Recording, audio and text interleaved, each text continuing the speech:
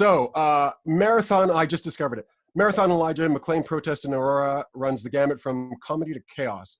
So basically, there was this peaceful protest for poor Elijah Mclain, sorry. For those of you who don't know, he was a young black man who had anxiety issues, and he was walking to the store, and on his way back from the store, somebody commented that there was a suspicious black youth, and on video you can see the police beating the crap out of him. And he's just saying simply, don't touch me, don't come near me, because he's got anxiety issues. And so there was a protest. Elijah Mclain was a violinist, so a number of violinists played, and it's on YouTube. There's a beautiful, I get sad when I talk about it. There's a beautiful concert that's done by these violinists to celebrate his life. But how do we respond to the way in which the police reacted to it, which was by, firing, wearing riot gear and wielding shields and clubs on them? That was it. That was an interesting story because it says something about the weirdness of human power games, right? Because the protest was moved. The police shut it down. I'm not sure if they used pepper spray or rubber bullets at that point. I don't know. I don't. But then it moved to a parking lot, and then the police came again, and there was this one black violinist who started playing this song, and as the police were doing whatever, then all of a sudden they stopped, which is like which raises all kinds of questions about power and authority and all the rest of it. Like, did they finally realize that what they were doing was just shit ton stupid? It's like that opera music scene in the Shawshank Redemption. Yeah, you lost. I think you lost all of us. Yeah, did he lose all of us? To this day, I have no idea what that fancy lady was singing about. Right. One moment, we all felt free. Right. Okay. This whole story is so tragic because I mean he's just such a young, shy kid. He looks like a kid, and these cops are brutalizing this. One thing with this was a kid that played violin on his lunch hour for cats in an animal shelter. Mm-hmm. If I had to pick out the least violent, aggressive-looking human being in a lineup, it's him, right? Yeah. And so I guess for me, as a person of color but who's not black, who has very different experiences, it's shocking to me, right? Because how can anyone of any race look at a kid like that and see a criminal? Mm-hmm. It boggles the mind. This is why the protests are important, because he has become the poster child of what the fear is in the black. I'm speaking as the middle-aged white man here, but I think I know what the black community is feeling. Here we go, Todd. Go. From the outside looking in, if you were looking for the poster person to go, what is everyone complaining about? Right? It is this. A child that had his whole life ahead of him, who was doing charity work, who had anxiety issues and would not harm a fly, and is now dead as a result of police brutality. If you're looking for someone in the black community to go, that's why we're afraid to leave our house. That's why I'm protesting right now. And that is why I'm going to line up for hours as they gerrymander all of the voting zones so I can get these motherfuckers out of office. That's why. Yeah, how is Candace Owens going to disparage him? Mm-hmm. They'll find a way. One of the things this brings up for me, though, especially after seeing the cops that killed him and some of their cronies were fired when they reenacted the choking to death of Elijah. It reminded me of all of those psychotic, hardcore, super butch guys that I grew up with, right?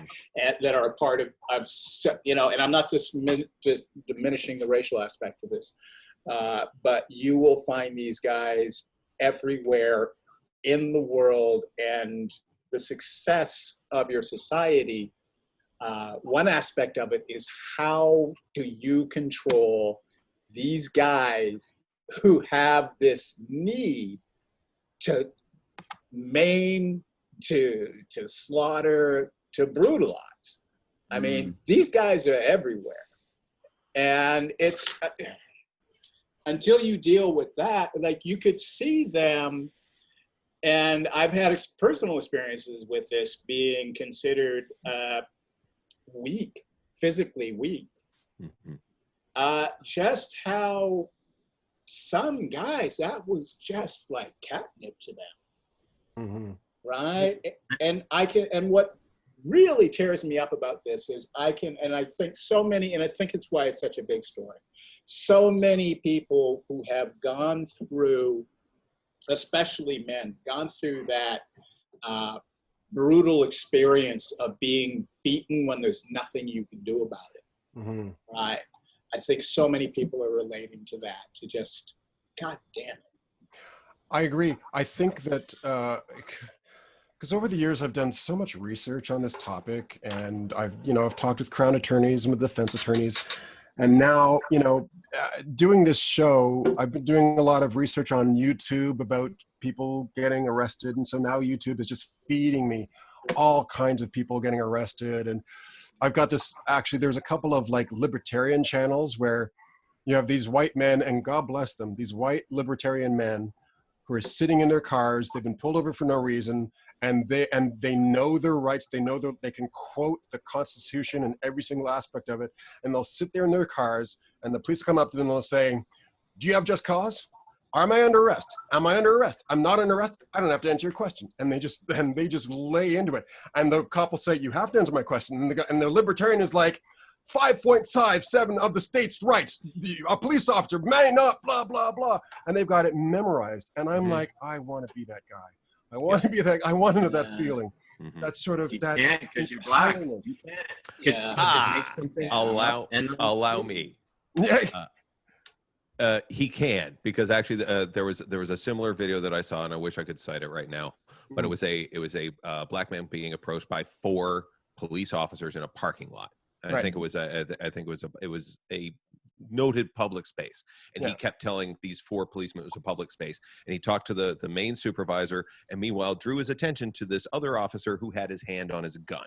Right. And so by doing exactly what Andrew described there, citing rote law in front of these officers and saying, these are I want your badge numbers right now because that is my right to do so, by this point of law. He was able to do it, and then they finally dispersed. They just got sick of it. But like, there's this moment of tension the entire time because this one fucking cop has his hand on his gun. Yeah. And he talked his way out of it, citing the law in front of officers. And I bet his tone was different. I bet his tone was real different. Oh yeah. If you know the law, then you're just very there's a certain certainty that you get. There's a no. What I'm talking about though, and this has happened to me, and I think I've talked about this before, where on set a few times, I've had older crew members around my age approach me and all of a sudden talk about war stories, like white dudes talk about war stories with cops and how they've gotten this cop's face, and they said, "Fuck you, buddy. Yeah, you can't do that to me," all this shit. And I'm jealous. There's not a chance I could do that. And I bet any money that the guys that you're talking about that know the Constitution, their tone would have been very different from my brother surrounded by those 4 cops, one of them with a hand on the gun. There's a great video of a black woman getting stopped in Florida. It's a great video. A couple of cops walk up to her, and they're like, can I see your license and registration? And she's like, sure. Why? And they're like, because you're, I can't remember what it is. You should watch it. And then basically he's like, what do you do? And she says, I'm the state attorney. Right. Here's your identification back, ma'am. So sorry.